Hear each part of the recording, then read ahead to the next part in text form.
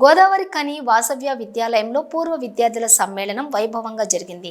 26 సంవత్సరాల తర్వాత విద్యార్థులందరూ తమ చదువుకున్న పాఠశాలలో తమకు విద్య నేర్పించిన గురువులను సన్మానించారు. ఇటు కార్యక్రమంలోని విద్యార్థులు, గురువులు పాల్గొన్నారు.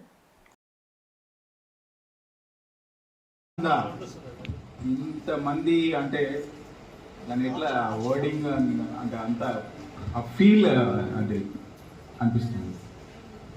ఎందుకు అంటున్నంటే అది చెప్పలేం మాట. ఒకసారి కంపేర్ చేసుకుంటే ఇప్పుడున్న పిల్లలకి కంపేర్ చేసుకుంటే, మీకు పిల్లలు ఉన్నారు, చూస్తే స్కూల్స్లో ఆ పరిస్థితి తెలుస్తుంటుంది. ఈ ఎఫెక్షన్ అనేది ఎక్కడ లేదు, దాదాపు పోతుంది, క్రమక్రమంగా మెల్లమెల్లగా తగ్గిపోతుంది. ఈ రోజుల్లో ఇట్లాంటివి నేను అందుకే సతీష్ చెప్పిన, పిల్లలతో ఫ్యామిలీస్తో తీసుకురావాలి. ఎందుకంటే ఇంత అభిమానం ఉంటుంది టీచర్కి, స్టూడెంట్కి, ఇంత రిలేషన్ ఉంటుందని మీ పిల్లలకు కూడా తెలవాలి. అది అవసరం ఉంది. ఎక్కడన్నా అవకాశం వచ్చినప్పుడు, సందర్భం వచ్చినప్పుడు అది మీ పిల్లలతో ఎక్స్ప్రెస్ చేయండి, వాళ్ళకి షేర్ చేయండి. అది అవసరం.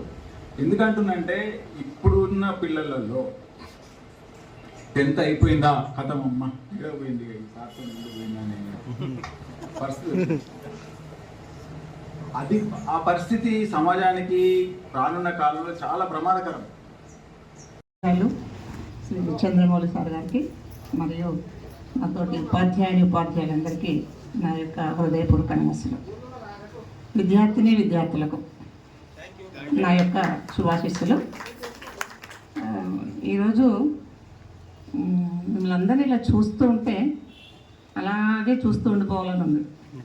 కాసేపు ఒకరిని చూసి, అక్కడ ఉన్నటువంటి ఫొటోస్ చూసి, అప్పుడు ఇప్పుడు అవన్నీ నేను రివైజ్ చేసుకుంటున్నాను. ఇప్పుడు అసలు ఇవన్నీ మీరు చెప్తున్నారు. 70% students are unable to recognize them because it was long gap.